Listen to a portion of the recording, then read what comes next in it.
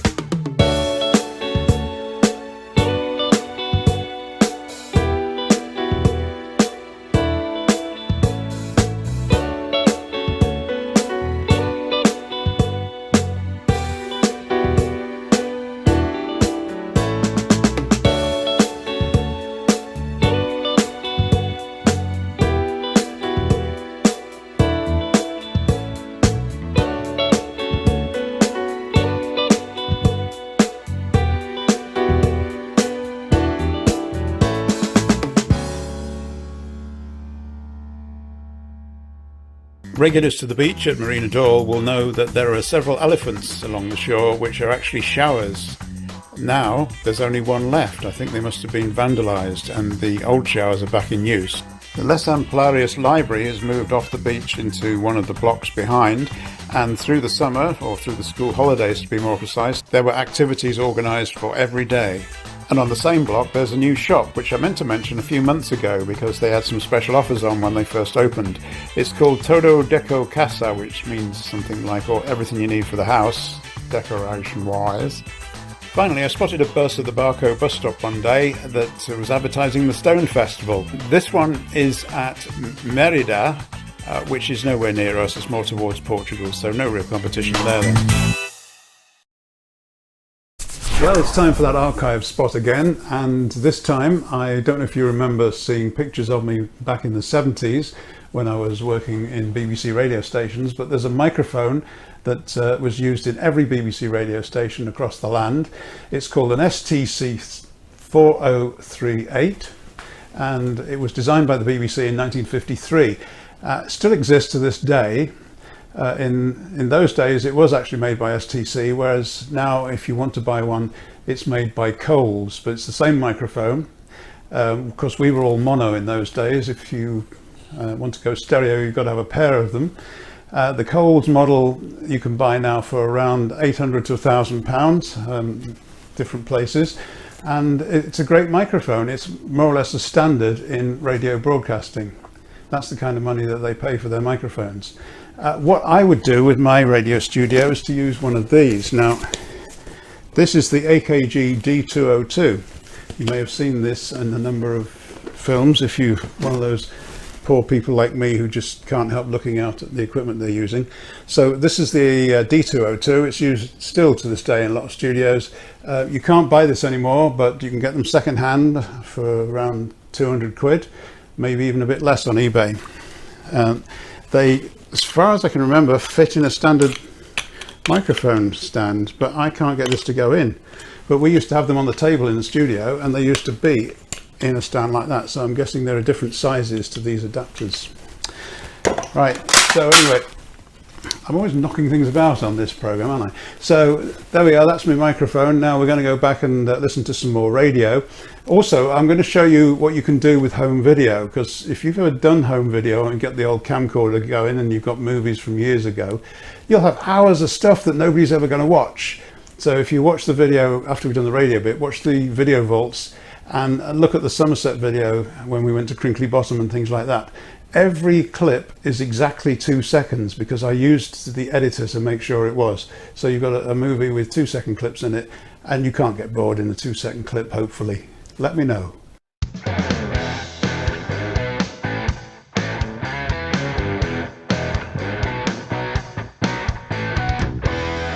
The time now, 16 minutes past 7. And a very good morning to you, and welcome back to the On The Move studio.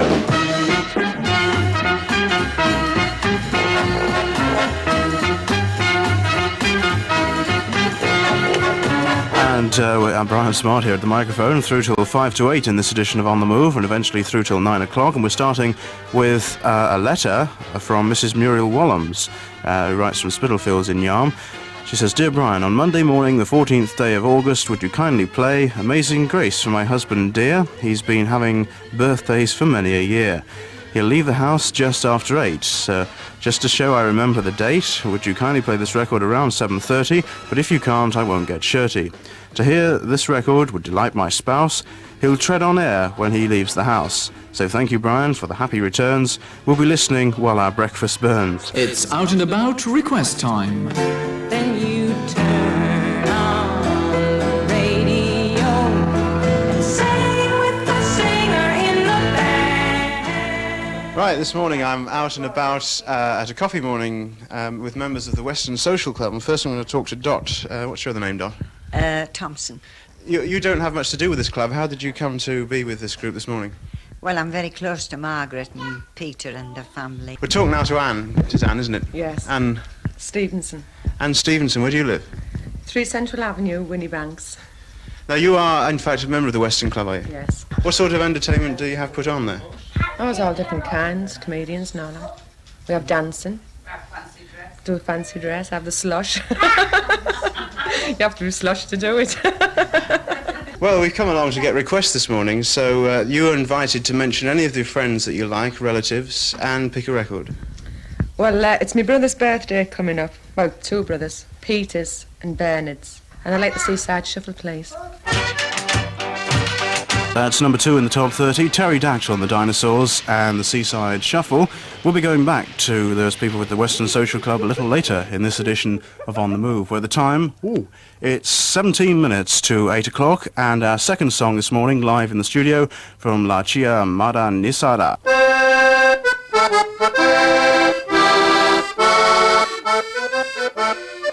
Nous avons fait plusieurs festivals en Europe depuis ces dernières années et le festival de Billingham est un des meilleurs que nous ayons connu. They've done lots of festivals in Europe these last few years, and Billingham's one of the best festivals they've known. And that was La Chia Modernisada live in the studio this morning. And thanks very much for coming in. Merci bien. And we hope to be having some more. Oh, that's good German, that, for French. Yes. Back in the studio later in the week, we hope to have more from the Billingham Folk Festival. We're getting back up early again. The time now is 10.5 to 8 o'clock. Hello, this is Neil Harris with an invitation for you to join me on Saturday morning at 11:30 and Thursday at 10:30 as I go out on a weekly visit of the clubs in Teesside. I'll be talking to the people behind the scenes of Clubland and playing their requests on the organ and piano. The music you can hear in the background is my signature tune, What's New, and that'll be introducing Club Call on Saturday and Thursday. See you then.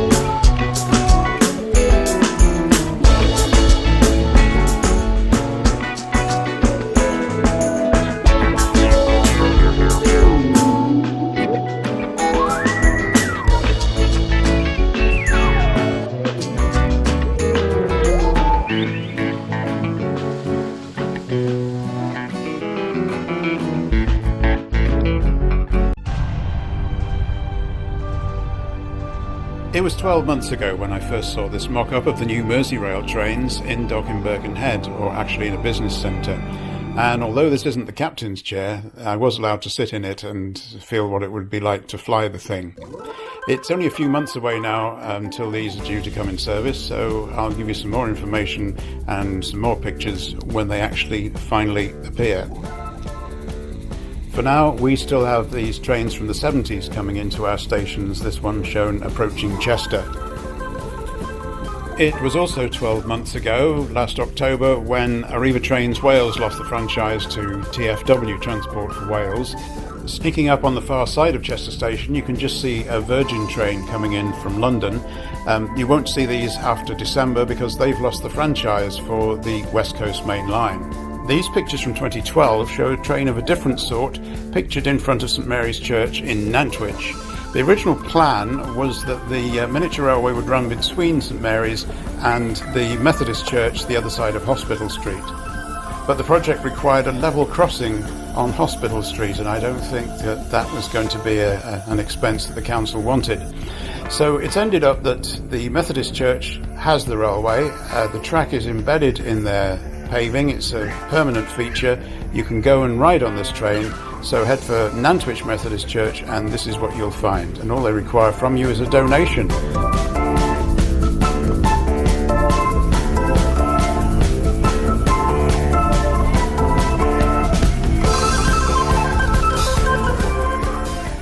There'll be more from Nantwich later in the programme. But now to Barcelona, just a quick look at the transport situation there. And as the pictures show, there's lots of taxis and there's lots of bikes. And you can hire a bike from roadside stands like this one. Finally on bikes, here's a shot of a bike race taking place at Marina d'Or. All the main roads are closed off in Oropesa to let these bikes through.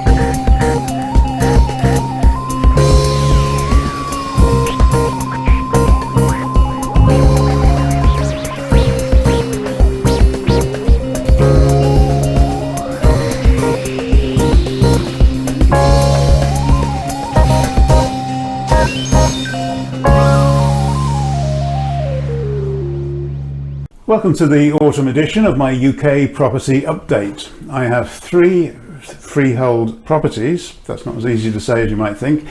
One of them is this one. It's in Trythyn, Flintshire, North Wales. It's derelict. It was vandalised 2 years ago. Everything was trashed. The place ended up waterlogged, and you've been seeing some of the things that we've been doing to try and bring it back into use. One of the things the vandals took was all the copper, the hot water cylinder, and all the plumbing throughout the property, and the radiators and anything else you can think of that's metal. They sold it to a scrap man. So we're putting it back with plastic, and the latest thing we're doing is buying a lot of this noisy plastic piping. Obviously it's not noisy except when you handle it like this. We've already done the bathroom, as you would have seen, and now we're working on the kitchen. Another landlord from the Wrexham area kindly donated an old kitchen he was taking out of his house there, and we've managed to rescue a few of his units and got one wall. Pause while I make a noise. We got one wall done, overlooking the garden in fact, so we got a sink and a few cupboards and things in place. A couple more wall cupboards we can put up, and then we'll have to try and do something else with regards to cooking and other facilities. The other 2 properties I've got, one's in a residential district of Chester, known as Vicar's Cross. We did a lot of work there in the last couple of years with the driveway, with carpeting, the roof and various other things, demolishing a shed, clearing away loads of rubbish. And now the neighbour's putting up an extension and having a new fence. They reckon that one of our trees has been damaging the old fence, which is concrete, and they'd like the tree taken down. Now luckily that house is let to a tenant family, and it's their responsibility to look after the garden. Unfortunately, when you have a house in multiple occupancy, an HMO, it's the landlord's responsibility to look after the garden, and we're forever weeding our 3rd freehold house up on the Wirral in Wallasey, right on the front of the River Mersey. It's a good position. It's a nice old house built in 1895. It has very little garden, and yet we've had so much trouble with ivy, with buddleia and so on. I've been taking loads of buddleia, sacks of the stuff, to the tip to get rid of, and we seem to be forever cutting back weeds and buddleia at that property. So I'm guessing that next year we'll have to come up with something else that stops it all growing and is a new garden arrangement. So those are the 3 freehold properties, there I said it again, that I rent out. We also live in a bungalow ourselves in Flintshire, which we're trying to sell, and I've been trying to do something with the garden there as well, even though I absolutely hate gardening. We had trouble with weeds down the side path to the drive for years, and this stuff that grows through your tarmac and concrete and everything, I forget the name of it, it's feather tails or something it's called. Put a caption up on the screen to remind me please, because I keep forgetting what it's called. But we finally covered all that up. I got some other weed prevention fabric, put it down, and we got some grey slate chippings. Now I say grey, the bags said blue stroke grey, and we bought 2 lots. We bought an initial lot to see how far it would go, see how much more we needed to buy, and then put the second lot down. It seemed to be a different colour, and I thought, oh well, that's it then. Some of it was blue, some of it was grey. That's why the bags are labelled like that. And then a friend of mine who'd used this kind of stuff before said, no. He said, you'll find it'll all end up the same colour. He said, it's dust. When you first get it out of the bag, it's covered in dust. It looks a different colour, and the rain will eventually wash all that off, and it'll all look the same colour. And he was right, and we finished it, and I put down some sand to level up a paving stone to go at the front, where we leave the bin out on a Tuesday. I don't suppose you needed that much information. And that's the UK property autumn update for now, from this derelict house in Flintshire.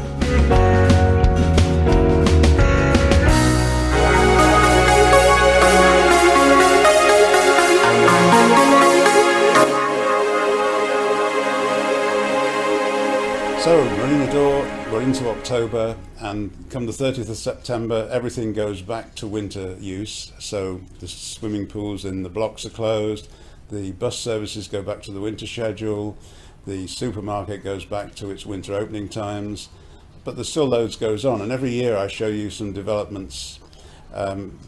I'm going to show you one behind us over the coming months. But the reason I'm here right now is because since about last August, people have been asking me what software I use to edit the videos. So this month I'm actually going to show you what software I use. So Pinnacle, Adobe, there was Shotcut, there was HitFilm, OpenShot, VideoPad, and more recently in the last couple of years, Power Director by Cyberlink. That's the one I favour in the UK. In Spain, I've got an editing room at the back that some of you will have seen. And my favourite editor here is VideoPad. The winner is, I feel like one of those competitions. So what I'm going to do is going to start recording a little piece about this land right opposite us here. It's behind Costa Caribe 3. And then I'm going to go back into the back room and edit what I've done. Okay, so this is a take for the documentary, the report, if you like, on this piece of land here, which is going to be built over the next couple of months. It's been a piece of wasteland for years. Occasionally they've cleared it, they've weeded it. This time they've done a lot more. Okay, so here we are in the back room, and I'm going to edit what I just recorded out on the balcony. I'm going to introduce you as quickly as I can to VideoPad. It's going to be a very simple lesson at this point, because otherwise I'll be here for half an hour. So these areas on the screen, that is a repository for the files. So at the moment it's got the recording that I've just done. This is a preview for the clip you're actually going to work on and edit. This is the main output of the video you're producing, so you get the finished product in the right hand window. This is the timeline. Timeline is like a storyboard, only it's, well, let's say we're going to make a 1 minute video. On the left hand side is 0 seconds, he said, moving the monitor, and on the right hand side it's 60 seconds. So the bits you place along the timeline will appear in the video. Right, I've been down and recorded some clips at ground level, which I'm going to use to illustrate what I'm talking about, because nobody wants to see 60 seconds of me. So those are now loading, and then I'm going to edit the clip from outside. And there they are. Those are the clips I'm going to use. Okay, I've highlighted the clip I recorded on the balcony, so it now appears in the preview window there. There are various tools here for editing it. Okay, jumping to the bit where I put my voice clip onto the timeline, you can see it there at the bottom, and it's now previewing at the top. You will also be able to hear the sound coming out of this sound bar here if I play it. And they've also buried in the ground there it is, a kind of gas cylinder thing. So top right window is the finished video, and take two. They've also buried in the ground a sort of gas cylinder thing, which now you heard me say take two then. I fluffed it, so I'm going to have to edit that bit out. So I've now positioned the cursor on the timeline at the point that I want to start cutting a bit out, and you'll notice that the scissors icon has come up. So all I do is I just click on the scissors and it splits the clip in two at that point. Then I go to the end of the faulty piece, do the same again, and then just delete that little strip of video, and the other two bits join up. Okay, I'm skipping through this because it isn't a detailed lesson, as I said. Just show you one more technique, and that's getting rid of me in the picture and putting something else there. Now if you listen to this bit of the clip, they've put up a fence all around, a wire fence. So I went down and took some shots below, and I should have one of the wire fence, and that shot also shows the trench they've dug around the edge. So I'm going to take that and trim it in the in this window. I won't bother you with the details of that. Then going to put it onto the main timeline on a track above. So dragging the clip with the mouse to that point on the timeline where I just said what I did, I'm going to drop it above, and you'll notice that the right hand window changes. Then we listen to that part of the video again. This time they've done a lot more. They've put up a fence all around, a wire fence. They've dug trenches in various places, they've put concrete down, and nearly every day somebody comes and mixes. So that's it, I drop that on the track above, and any track above the main narrative, it superimposes the picture on top of the original picture. And you can also change the size of the bits that you drop on top, and various other little tricks. But that's all the editing I'm going to show you this month. If anybody's interested in any more of this, I will do it again, but for now, watch the finished job after I've done this edit. They've dug trenches in various places, they've put concrete down, and nearly every day somebody comes and mixes some more concrete and puts that down. They've also buried in the ground a sort of gas cylinder thing, which we'll have to wait and see how that turns out. At the moment, I can't think what all this is going to be, so keep watching the videos and it'll no doubt all come to life. So that's the Maythorn Monthly for October. Thanks for watching. I'm going to leave you with some video that I took last week in Nantwich in Cheshire. See ya.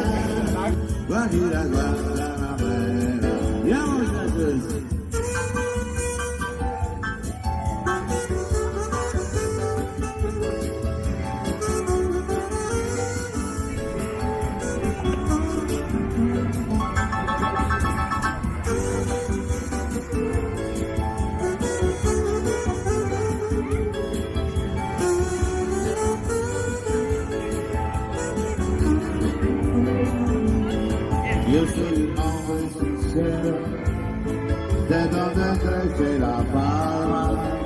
Yo soy un hombre sincero, de donde crece la palma.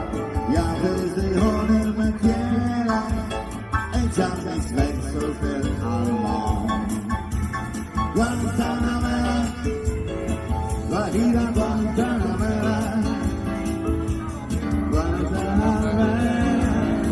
Guajira Guantanamera, Guantanamera, Guajira Guantanamera, Guantanamera, Guajira Guantanamera. Arriba muchachos.